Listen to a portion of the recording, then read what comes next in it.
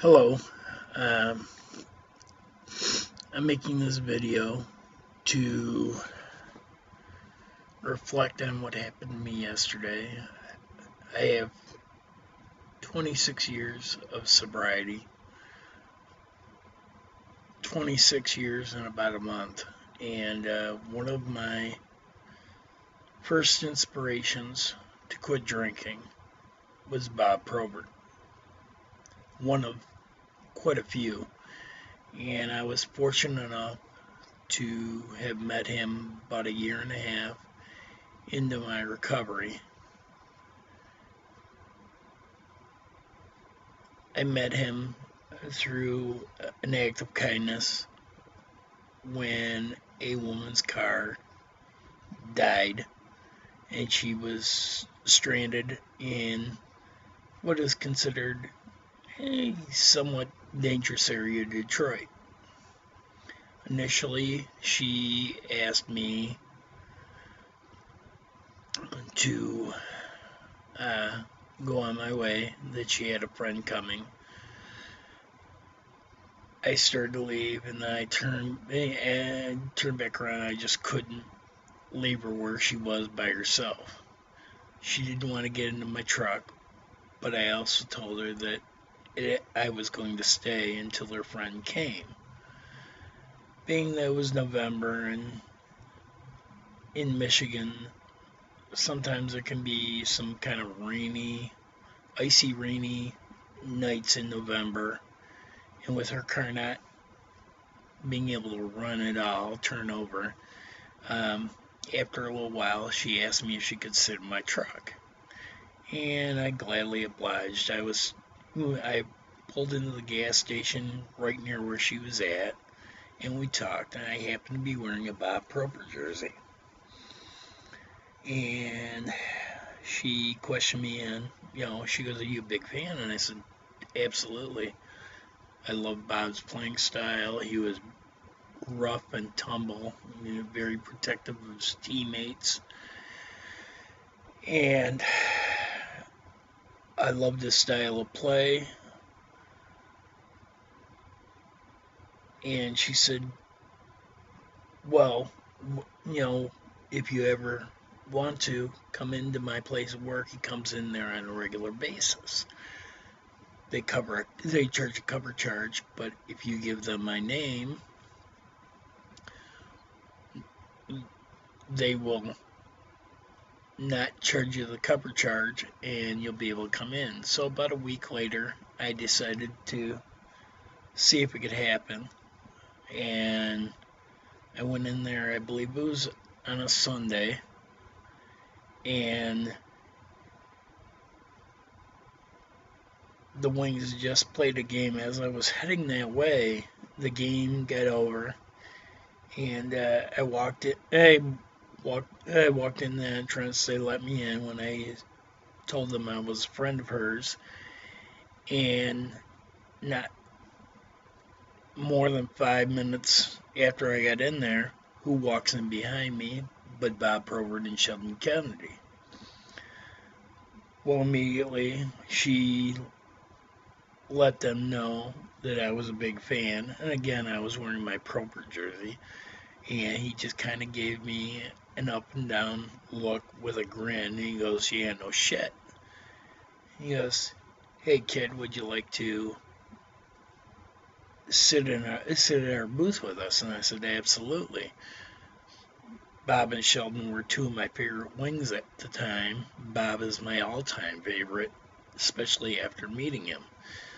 He was very encouraging. He asked my recovery date, and although I don't think he was being honest, he said that he had a year and a day from my recovery day, and he challenged me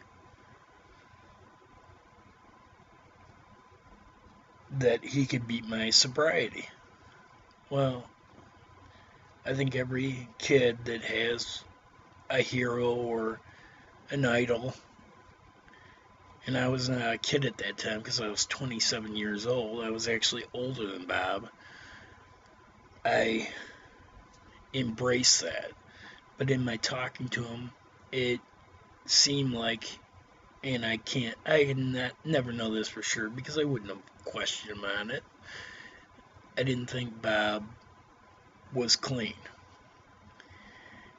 But when I left there, the one thing in my head was, if he's not clean, I hope he finds someone who will help him get to where I believed I was at that time. And that he find love and be able to have a family.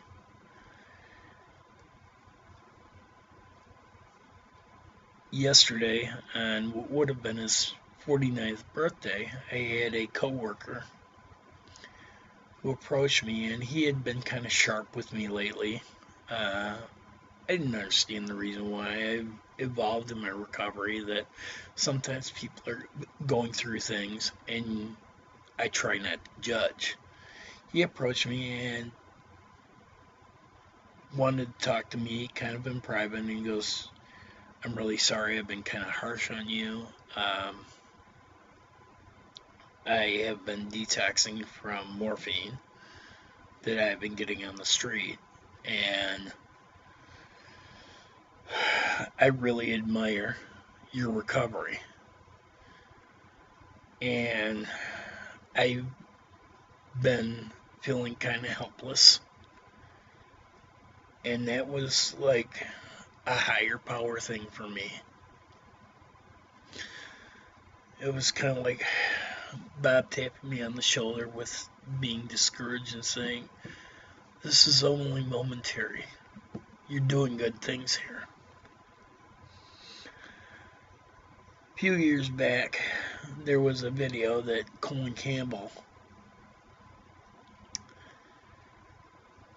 showed on CBC's Hockey Night in Canada, where he made this in the late 80s, and he made it for Bob to show him with his substance abuse how he was actually hurting his career. And the thing that struck me in the video was that they went to his dad's gravesite, and I remembered about the time his dad had died, because I had lost my dad at 7 years old, that he'd lost his dad. Well, they showed the gravestone, and it really shocked me.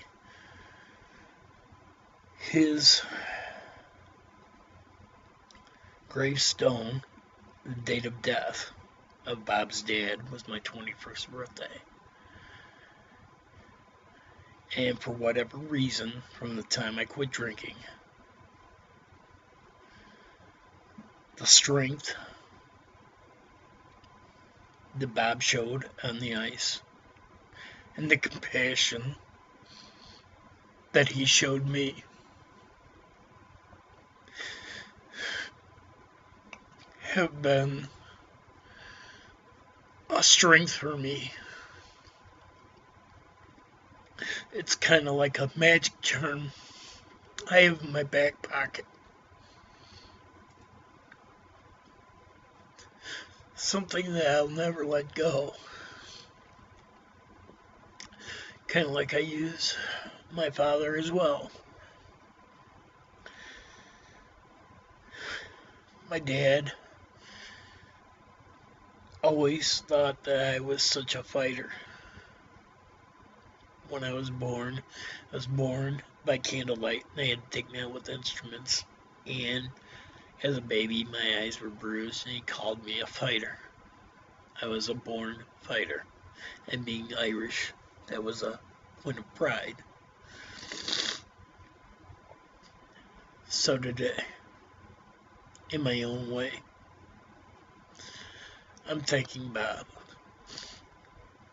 And I'm thanking his wife, Danny Probert,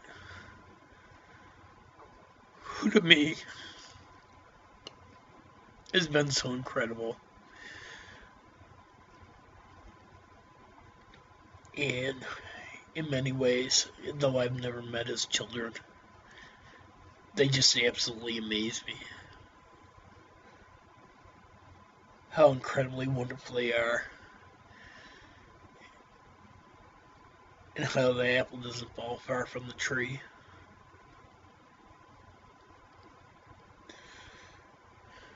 The Probert family inspires me in my times of difficulty. Thank you, Bob, for taking that moment in 1989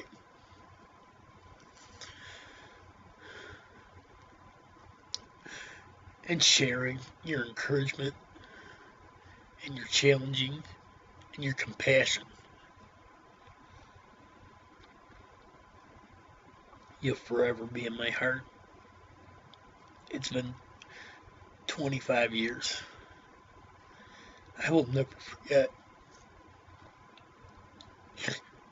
You were the first person to support me,